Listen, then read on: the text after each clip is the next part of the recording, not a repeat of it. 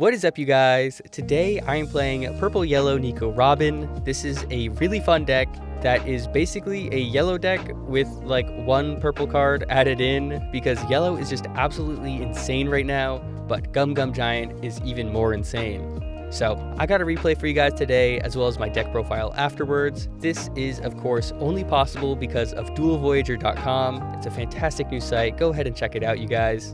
And if you like the video, consider subscribing. But anyways, we are up against Green Zoro, which is a really aggressive deck, so we're just going to have to see how I do. So with 3 Dawn, I just stack them onto my leader and attack their leader, and of course they're just going to let it go. But Nico Robin is really nice because she has Banish, so they don't actually get to add that card to their hand. I didn't use my leader's effect because I didn't really want to discard my 4-cost Sanji from my hand, plus on my 5 Dawn turn, I was planning on just dropping my Nami, so I didn't really have a 6 Dawn play that I wanted to make, so I decided to just keep that card in my hand. Now my opponent throws down their Mihawk as well as their 4-cost Zoro, and then they're able to stand 2 more Dawn, and they just throw them all onto their leader and attack, and of course I'm just going to take that. I have plenty of ways to still gain life, so basically this is just an extra card in my hand. As I mentioned before, I'm just throwing down my 5-cost Nami, and then I put a Dawn onto my leader and then attack their leader. Now, my opponent throws down a Perona to search, and then they toss down a Cavendish, getting 2 Dawn cards back, which they'll be able to get 2 back every single turn now.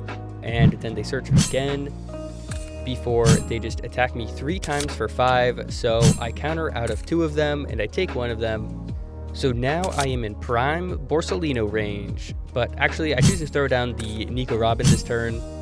I do attack my opponent first, getting some of their cards off of the field, and then I get 1 more life card, as well as a really powerful swing for the rest of the game.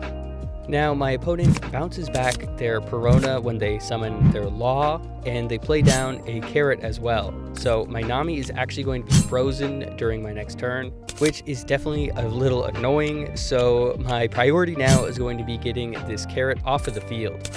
His Cavendish is definitely strong too because he gets 2 extra Dawn cards each turn, but he doesn't seem to want to attack over my characters, so he's definitely a little less of a threat right now. I am at 1 life, so I definitely want to throw something down to give myself an extra life card, but first I'll attack over their Carrot and they counter out, so I just attack again with my leader, and then my Kuma comes down, discarding a brick out of my hand to give me that extra life card, and he is actually another card that my opponent just won't attack over because I get an extra life card. So like all of my characters on my field feel really bad to KO. Now this turn, my opponent just uses all of his Dawn cards to attach cards to his characters and attacks my life 4 times. So I counter out while I can, but at the same time, I do go down to 0 life. My last life card was a Frankie though, which is just really great because he puts extra pressure on my opponent while replacing himself by drawing an extra card. So I actually drew a Gum Gum Giant and then a Nico Olvia for turn, so I have a ton of defense. This turn, I'm just going to try to get over his characters because I feel pretty confident about being able to survive the next turn.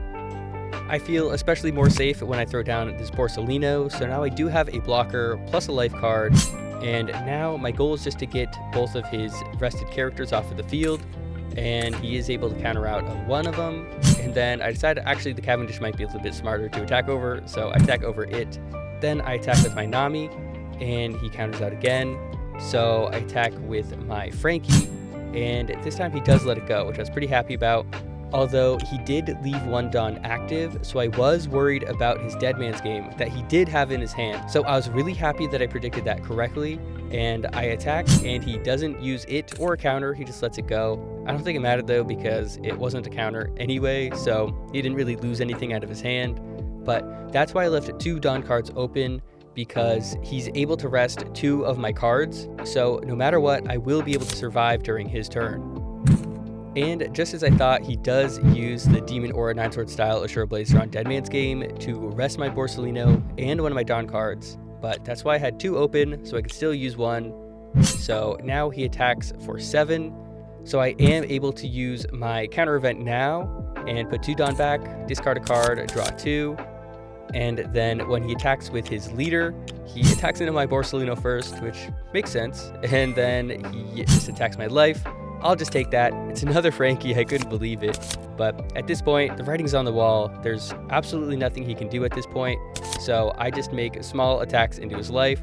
I don't invest any Dawn and just attack 8 with Nico Robin, and he takes it.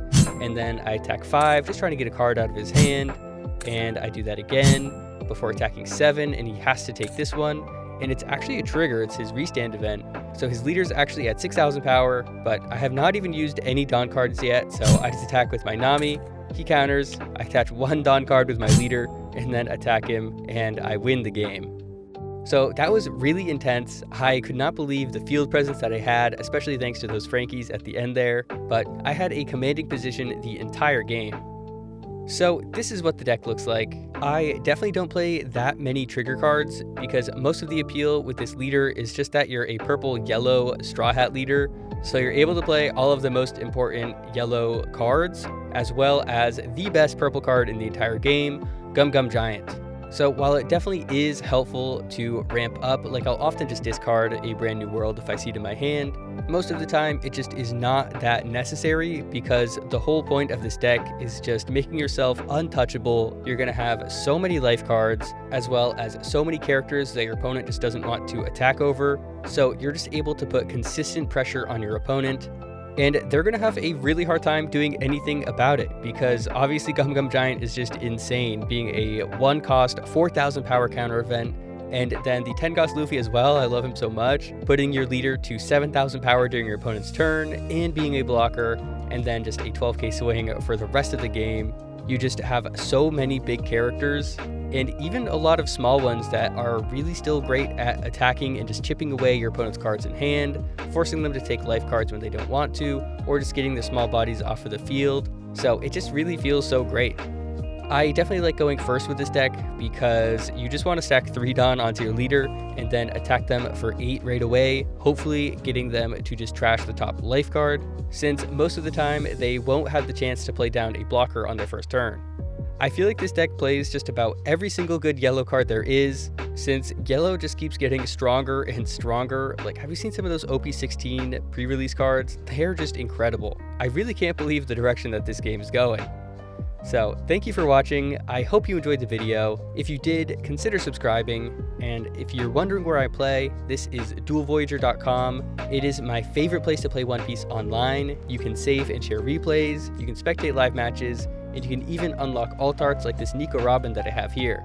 It is also where I host my weekly tournament, so if you want to play in that, or if you just want to play against me, go ahead and join my Discord. The link is in the description. I'm trying to get massive tournaments going, and for that, I need your help. They're completely free to join, and so much fun to play in, and we'd just love to see you there.